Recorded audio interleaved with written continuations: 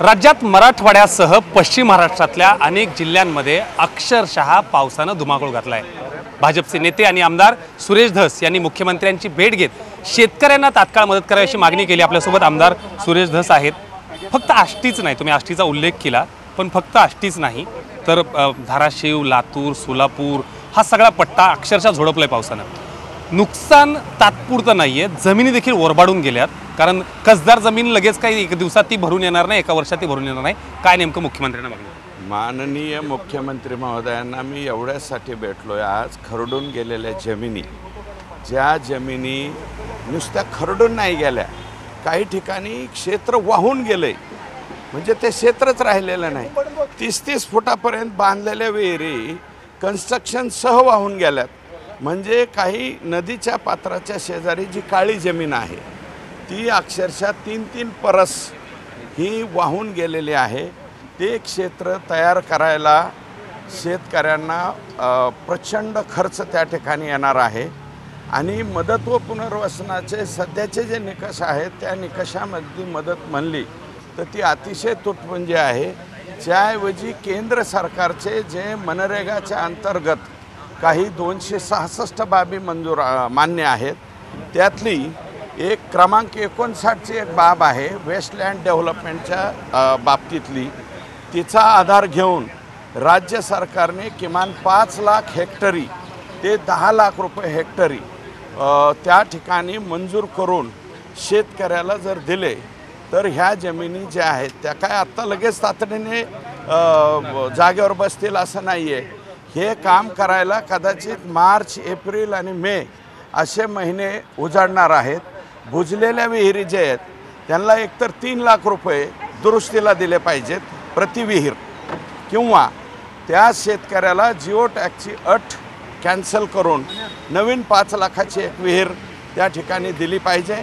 जलसंधारणाच्या आणि इरिगेशनच्या बंधाऱ्यांचं प्रचंड नुकसान झालेलं आहे। लघु प्रकल्पाचं, मध्यम प्रकल्पाचं प्रचंड नुकसान झालेलं आहे।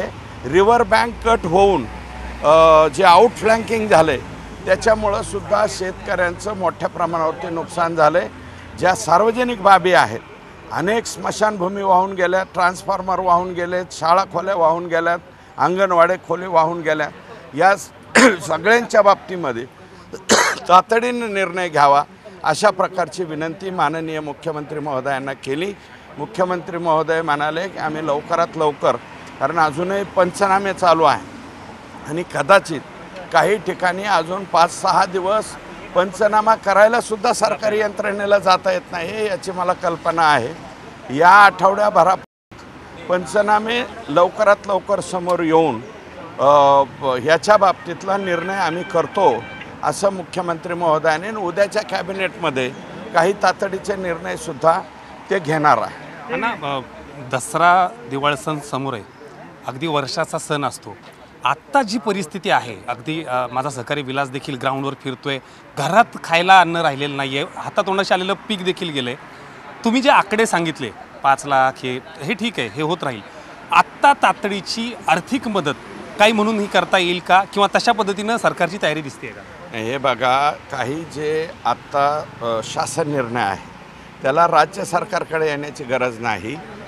विलास बडे साहेबांचं मी शेतामधला सुद्धा फोटो त्या ठिकाणी पाहिला, ते ग्राउंडवरती आहे, मी सुद्धा ग्राउंडवरती आहे। आजच्या दिवशी फक्त हे तातडीने निर्णय घ्यावे म्हणून मुख्यमंत्र्यांना विनंती करायला आलो आहे। मी आत्ता लगेच परत माझ्या मतदारसंघात जातो आहे। परंतु 15 दिवसाचं धान्य ज्यांच्या घरामध्ये पाणी गेलं आहे अशा कुटुंबांना 15 दिवसाचं धान्य हे तहसील स्तरावरतीच आपण त्या ठिकाणी देऊ शकतो।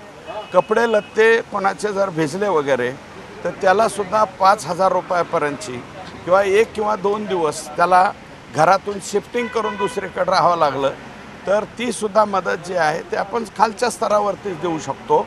आता ही अत्यंत तोकडी मदत आहे हे मी मान्य करतो, परंतु छोट्या माणसाला, गरिबाला तेवढीसुद्धा मदत जास्तीत जास्त ती मदत आपण त्याला राज्य सरकारकडं वगैरे अगदी कलेक्टरकडं सुद्धा यायची गरज नाही। मृत्यू जर कोणाचा झाला तर त्याला 4 लाख रुपयापर्यंतची मदत जी आहे ते मायनस ट्रेझरीतून सुद्धा आपल्याला देता येते। त्याच्यानंतर जनावरं जी गेलेली आहे. आता याच्यामध्ये काही वेळा काय होतं आहे की वाहून गेलेले जनावरांची संख्या जास्त आहे.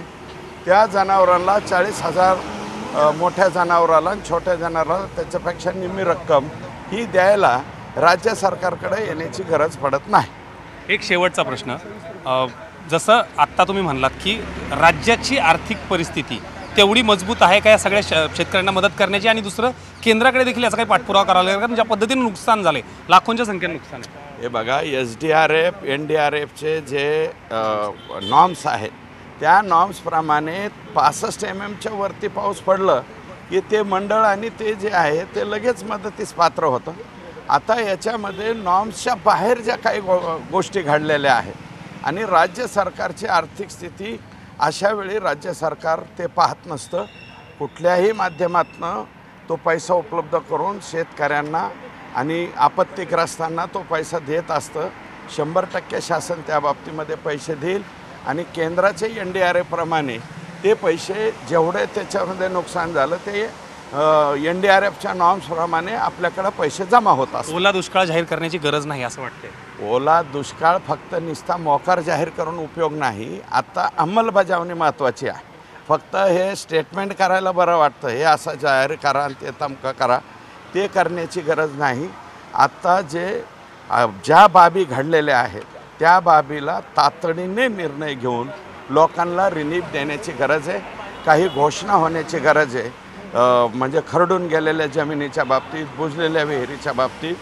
तर त्या घोषणा जरी झाल्या, कारण खरडून गेलेल्या जमिनी लगेच नीट होत नाहीत, त्याला कुठल्या तरी मध्यम प्रकल्पातला गाळ उपसून आणावा लागतो 5 ते 7 किलोमीटरवरून, तो त्या जमिनीमध्ये टाकावा लागतो, तेव्हा ती जमीन आता परत तयार होणार आहे.